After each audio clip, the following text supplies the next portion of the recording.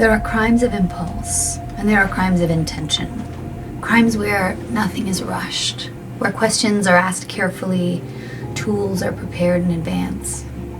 In February of 2004, a man in Aurora, Colorado, opened his door to someone he believed he knew, someone he had spoken with, trusted, and welcomed inside. What followed was not chaos. It was control. Tonight, darlings, we are examining one of the most chilling, unsolved murders in modern American history. Not because of what was taken, but because of how precisely it was done. This is the murder of Al Kite.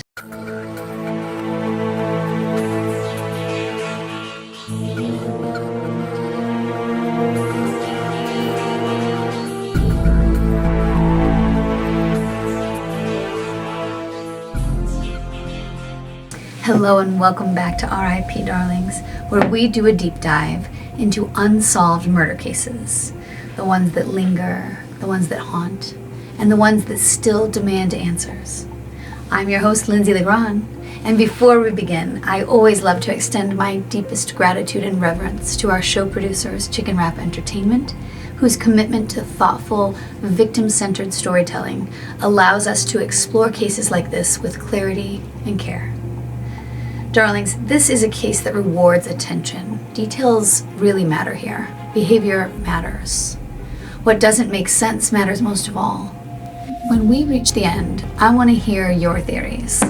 Because this killer left behind a blueprint, just not a name. Let's begin. So who was Al Kite? Well, Al was 53 years old. He lived alone in a quiet apartment complex in Aurora, Colorado. And he worked as a computer consultant. Methodical, reliable, notably private. Friends described him as kind, reserved, and rather routine-oriented. Al was not reckless. He was not impulsive. He was not someone who courted danger, which makes the way this crime unfolded all the more unsettling. In early 2004, Al placed a classified advertisement offering a room for rent in his apartment. It was actually the basement. And it was practical. It was ordinary. You know, this is the kind of decision millions of people make every year. And a man responded, introducing himself as George. So Al met George, and they spoke. And nothing about the interaction raised any alarms for Al. You know, he just felt like this was a very run-of-the-mill interaction for, a potential business arrangement, and maybe even hopeful that he was going to get a friendship out of this thing. And on February 22nd, 2004, Al allowed George into his room. And that moment, that quiet, mundane, human moment, is where crime truly begins in this case. You see, a few days went by and Al failed to show up for work. As days passed, concerns naturally grew. This was a man who was notably reliable, predictable, thrived on routine. And on February 27th, police conducted a welfare check at his apartment. Inside, they found Al deceased. He had been restrained, tortured, and he had been left behind with deliberate concealment. This was not a sudden, passionate act of violence. This was a crime that unfolded over an unnerving amount of time. So, investigators quickly noted the absence of chaos in the scene. There was no ransacking, no overturned furniture, no frantic evidence of a struggle spilling through the space. Al had been bound, and the way that he was bound, I think, was especially notable because it was rather unusual bindings. So he was bound just above the elbow and at the top of the arm behind him, and then above the knee. And so, in essence, this immobilized him. He was not able to move, likely even while he was being tortured, because of the restraints. There was just no way for him to move his body around. And so we'll get into theories in just a little bit, but the way that he was bound is definitely notable in this case. And it suggests prolonged control rather than immediate violence. It also suggests, how do you say, like a level of familiarity with these techniques naturally, but also a desire to seek control, to seek oppression over his victim. This person wanted his victim immobilized for what he knew were going to be the heinous acts that were to follow. And the injuries on Al-Kite were not random. They suggested interrogation, assessment, domination. And yet, even with the severity of the crime, the place itself felt eerily calm. Imagine walking into a space and everything appears to be in good order, except there is someone murdered on the ground, or like there was very little. The killer went on to do a little bit of cleanup, and again we'll talk about that in a few minutes, but I just can't imagine seeing a rather perfectly put together environment with something so heinous and sinister just there in the middle. It's egregious. So that contrast, violence without disorder, would become one of the case's most central clues. To understand this crime, investigators had to stop asking what happened and start asking how the killer behaved once he had control. So what stood out immediately to investigators was the discipline of the offender. Again, this was not chaotic violence. This was managed control. The killer had prepared, and some speculate that even had some experience in torture and murder.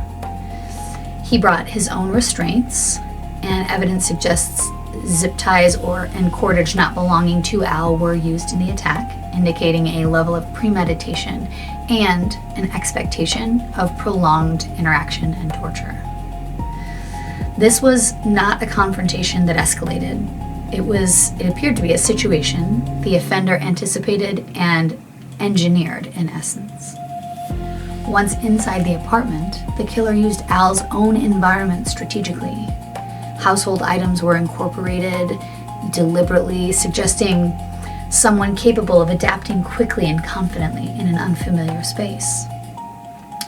Portions of the scene appeared to have been selectively cleaned, particularly areas most likely to retain trace evidence. This was not a thorough cleanup. It was targeted, informed, and intentional. And yet, the killer stayed. Evidence indicates he remained inside the apartment for a significant period of time after restraining Al. He moved freely throughout the space, again, used Al's resources, ate some of his food. It is even speculated that he slept in Al's bed. Either way, the suspect in this case did not rush. There were no signs of panic, no signs of improvisation under pressure. And this behavior told investigators something chilling. This was someone who felt safe enough to slow down, safe enough to believe that no one would interrupt him, safe enough to believe his preparation would protect him afterward. So when investigators stepped back from how the killer behaved, the next question became unavoidable. What was he actually there for? So from the beginning, investigators really were clear on one thing. This was not a robbery. Cash was left behind. There were electronics that remained entirely untouched. Items with obvious resale value were completely ignored. But the apartment had not been left undisturbed. Documents appeared to have been handled. Files were disturbed. Personal papers, the kind that reveal routines, finances, or identity, showed signs of review. So this suggested that the killer wasn't searching for property. He was searching for information or answers of some kind. What kind of information remains really unclear at this point, whether it was related to Al's work, his finances, his identity, or something more specific is still unknown. But this behavior points to examination, not theft. And that raises a deeply unsettling question.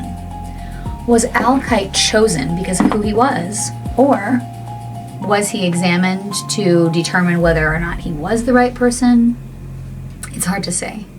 The answer to that question may live in the one moment where the killer stepped briefly into public view. So, really, when you look at this case on its face, it should have been solvable. The killer did leave behind DNA, fingerprints, a partial shoe impression, but none of it matched anyone in the national databases. The DNA did not hit. The fingerprints went nowhere. The shoe print belonged to a widely distributed style of shoe, so that didn't really help them narrow it down. And this killer clearly existed in the margins, between systems, between jurisdictions, maybe even between identities. However, we do get a clue in this case in the way of a face. Surveillance footage from a nearby ATM became one of the most haunting artifacts in this case. The footage showed a man using Al Kite's ATM card after Al was already believed to be incapacitated or deceased. The timing of this is critical. Investigators determined that the transaction occurred well after the window in which Al could have accessed the ATM himself. That is what tied the man in the footage directly to this crime. What's more, the man appeared unreasonably calm, deliberate, unhurried. He did not rush. He did, however, wear a ski mask on his face and gloves on his hands in order to preserve his identity. So in the footage, you can only just see his eyes through the slit of the ski mask. And he wore that while he was driving Al's truck as well. But I think most people viewing this footage can agree that this person did not behave like someone who was afraid of being identified or who had just murdered someone. Investigators believed this man was their killer because, of course, the ATM card belonged to Al Kite. The transaction occurred after Al was restrained or killed, and there was no evidence anyone else had access to the card. So the footage was released publicly, and then nothing. The man was never identified. There were no confirmed sightings that followed. No name ever surfaced. Investigators believe this confidence, this willingness to be seen, came from either the belief that he could not be identified or the belief that he had already erased himself well enough to disappear. To this day, this footage remains one of the clearest images investigators have, and yet one of their most haunting and frustrating dead ends. Darlings, when I look at this case, stripped of fear and spectacle, one thing rises above everything else for me: preparation and control. We didn't really talk tremendously about the injuries found on Al, and I don't like to sensationalize this bit, but this case very much felt like someone to me who had murdered before and certainly would murder again. It felt to me like a killer who was refining his craft. From the advanced techniques used for tying Al into an immobile state, into an immobile position. From that, and there were all sorts of evidence of the bottoms of his foot being beaten and cut, which is a form of torture in some other countries, particularly in the Balkan region. But he was also stabbed 22 times, including in the eye and in the ears. And it is just egregious to imagine. All these cases are so challenging because it's so hard to imagine the fear and the panic and the horror that would be sweeping over you if something like this were happening. I mean, completely immobilized in your own home. knowing that you are the person who ultimately let in your pursuant, and that was the last decision of free will you ever made. I mean, it's just really incomprehensible. And it's clear based on the crime scene and the evidence that this killer didn't just plan this crime. He planned himself.